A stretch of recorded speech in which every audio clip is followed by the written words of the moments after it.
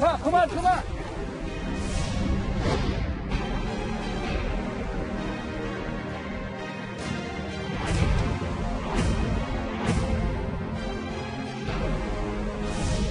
대통령을 하시겠다고 알려진 분이 계속 자기 친구를 통해서 간접 합법으로 메시지를 흘리고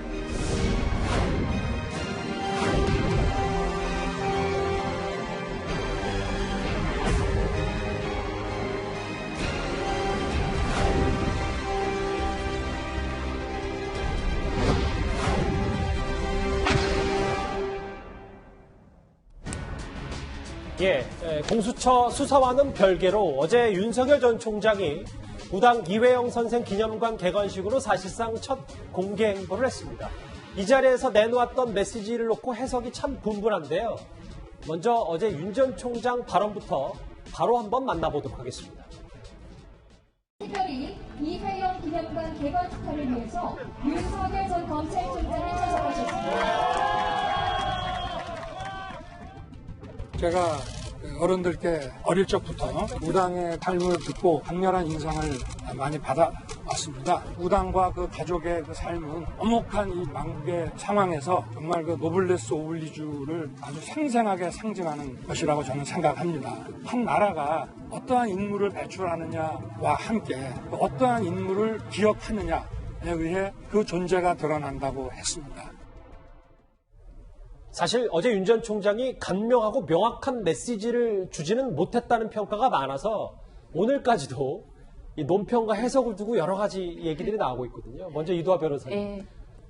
이회영 선생의 가족의 삶은 이 사회 지도층의 의무, 노블레스 오블리주를 상징한다. 이걸 보고 조국 전 장관을 겨냥했다라는 평가도 나오는데 동의하십니까? 저는 조국 전 장관을 상대로 생각해서 이런 발언을 하거나 조국 전 장관이 또 책에 로버트 케네디 얘기를 썼어요. 그래서 존 F 케네디 그 형님 존 F 케네디 발언을 인용하거나 이러진 않을 것 같아요. 오히려 다른 사람을 대상으로 이제 생각할 수는 있지만 조국 전 장관을 상대로 생각할 리는 없다고 제가 단언할 수 있을 것 같고요.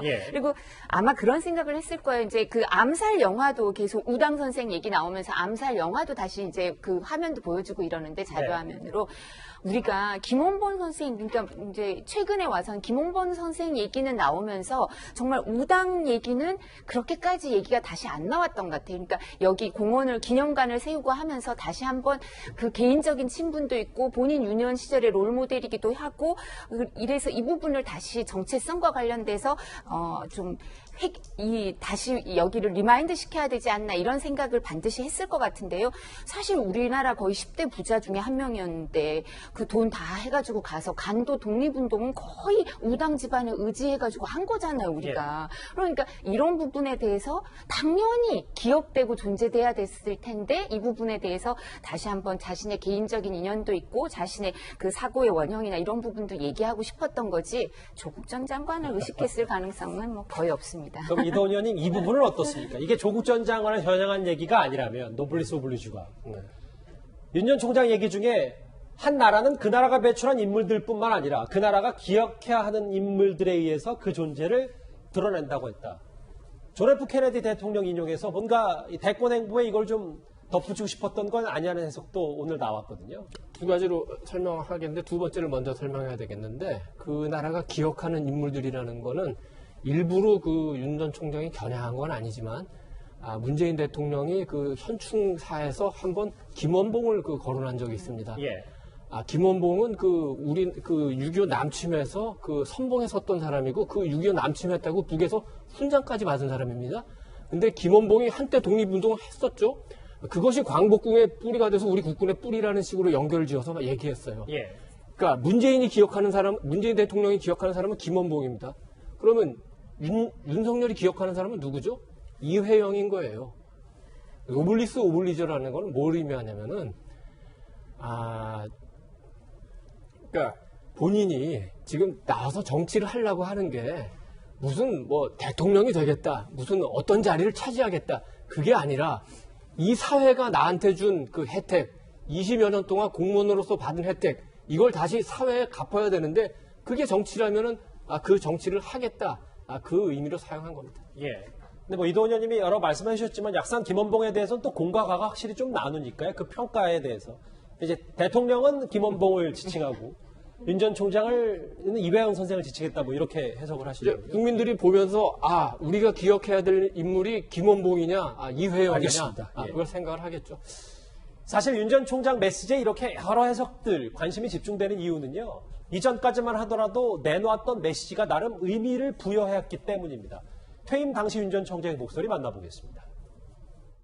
우리나라를 지탱해온 헌법 정신과 법치 시스템이 지금 파괴되고 있습니다. 저는 우리 사회가 오랜 세월 쌓아올린 상식과 정의가 무너지는 것을 더 이상 지켜보고 있기 어렵습니다. 제가 어떤 위치에 있든지 자유민주주의와 국민을 보호하는 데 온 힘을 다하겠습니다. 석 달 전에는 저랬고요. 그런데 어제 사실 행사가 일반 시민들에게도 공개가 됐기 때문에 윤 전 총장 주변이 굉장히 시끄러웠습니다. 어제 현장 모습 화면으로 다시 한번 준비했습니다.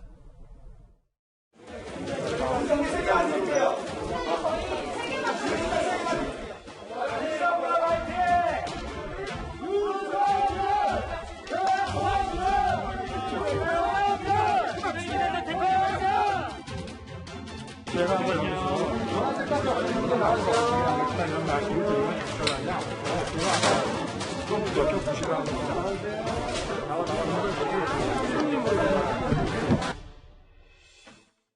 김관욱 교수님. 네. 어제 윤 전 총장이 그 행사에 참석하면서 오늘은 이회영 선생 기리는 날이지 나는 여기 손님으로 온 사람이다. 근데 이를 두고도 뭔가 메시지, 뭐 양이라든지 시점, 혹은 구체성 이런 게 좀 많이 없었다. 정리가 본인이 좀 덜 된 느낌이었다라는 비판도 있더라고요. 어제가 이회영 선생을 이제 모시는 그런 날이니까 본인이 그렇게 부각이 되지 않기를 바라는 측면도 있었겠죠. 그리고 근데 이제 뭐 제가 좀 아쉬운 부분은 뭐냐면 뭐 노블레스 오블리주도 얘기를 하고 뭐 기억이 되는 인물들이 많이 나와야 된다. 뭐 그런 얘기 다 그냥 정치적 해석을 할 수도 있어요. 그렇지만 굳이 정치적을 해석을 해서 억측을 만들기보다는 저는 그냥 뭐 있는 액면 그대로 받아들이고 싶습니다. 거기까지는 다 좋은데 문제는 뭐냐면 이게 공개 행보잖아요. 예. 이게 굉장히 오래간만입니다. 기자들 여러 가지 질문들을 해요. 뭐 예컨대 국민의힘당에 언제 입당하냐, 이거를 대권 선언으로 봐도 되는 거냐, 수도 없는 질문들을 하는데 본인이 얘기하고 싶은 것만 얘기하고 그다음부터는 입 닫습니다. 저는 이 부분은 굉장히 검찰식 정치다. 그러니까 본인이 주고 싶은 얘기만 주고 받고 싶은 거는 받지 않는 이런 행태. 검찰식 정치다. 예. 아니 저는 그렇게 생각을 해요. 이게 예. 일방이거든요. 그러니까 어떤 형태로든 정치는 쌍방이어야만 하는 거죠. 국민들한테 받고 주고 이것을 검증받고 이런 과정 속에서 그분이 누군지 우리가 판단할 수 있는 것인데 그 이후의 문제는 아무것도 대답을 안 해요.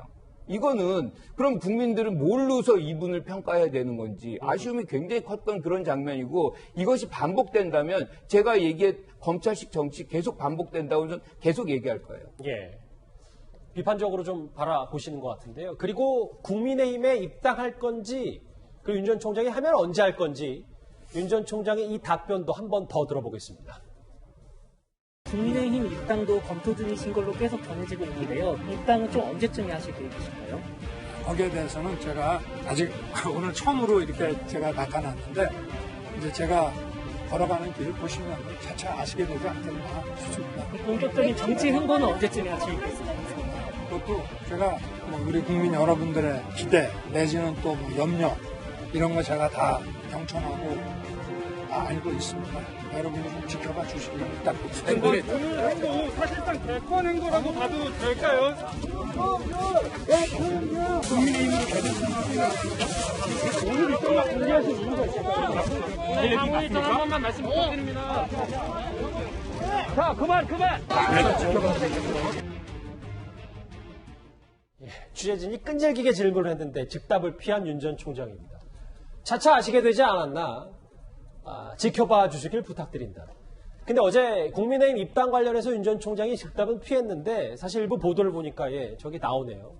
윤 전 총장 측은 국민의힘 전당대회 직후 입당을 발표할 가능성은 없는 것 같다. 그럼 언제 할 건지 김경진 의원님, 대선 주자급인데 뭔가 준비가 덜 됐다는 비판에도 동의를 좀 하십니까? 근데 또 생각을 해보면 예. 지금 민주당의 이제 대선 출마 의지를 피력하고 대선 예비 후보군으로 이제 우리가 분류하고 있는 정치인들 중에서 제 기억에 공식적으로 출마 선언을 한 분이 박용진 의원 빼놓고 누구 있나요? 그러니까 다 출마를 전제로 해서 얘기를 하고 있죠. 예. 그리고 출마에 대해서 당연하다고 다 생각을 하고 있는데 지금 상황은 그런 거고 윤석열 총장도 이게 대권 행보고 지금 이게 정치 이미 하고 있는 거잖아요, 보면. 근데 네. 다만 지금 입당 시기가 언제냐, 그 다음에 정치 행보는 언제쯤 할 거냐, 그러니까 이 출마 선언은 언제쯤 할 거냐, 이런 부분과 관련해가지고는 제 예상으로는 별도의 날짜를 잡아서 공식적으로 기자들 잡고 일문일답을 하지 않을까요? 그러니까 어제 손님으로 이회영 선생 기념하는 자리에 가서 예. 그러면 대권 출마 행보라고 보시면 되겠습니다라고 답변을 했다고 했을 때, 예. 그럼 계속해서 질문이 쏟아질 거 아니에요. 그렇겠죠. 그러면 거기서 몇 시간을 기자회견을 해야 될까요? 그러니까 말이 안 되는 얘기잖아요, 보면. 그래서 저거는 우리가 마음이 급하다 보니까 장관이 왜 저 얘기밖에 안 해? 지금 이런 거고 예. 적절한 시점. 근데 제가 볼 때는 거의 이 여명이 다 밝았어요, 보면. 시간이 다 됐기 때문에 조만간 날짜를 잡아서 공식적인 아마 세레머니와 기자회견이 있지 않을까 싶어요, 보면. 언론이 조금 이제 서두르고 혹은 윤 전 총장을 더 알고 싶기 때문에 검증이 필요한 급한 경향이 있다 이렇게. 그러니까 국민들 마음이 좀 앞서가다 보니까 지금 그런 것 같고. 예. 그다음에 국민의힘의 입당 여부는 지난번에 이제 국민의힘 의원들 많이 만나고 다닐 때 저도 아마 이게 당대표 선거 직후에 입당하지 않을까라고 예상을 했었는데. 그렇죠. 제가 지금 추측하기로는, 제 개인적인 추측으로는 거의 한 7, 8월 이상은 입당을 하는데 예. 다만 입당 시기와 관련해가지고는 조금 좀 구체적으로 정밀하게 의사결정을 해야 될 필요가 있다라고 아마 내부 참모진들 간에 지금 설왕설래가 있지 않을까 싶은 정도가 아닌가 싶어요, 보면. 그래서 우선 정치하겠다, 대선 출마하겠다 이걸 밝히는 기자회견은 아마 조만간 있지 않을까 싶고요. 예. 그리고 나서 입당 시기와 관련된 부분은 또 그 자리에서 얘기가 나오지 않을까 싶어요, 보면. 네. 입당 시기 의사결정과 관련해서. 알겠습니다.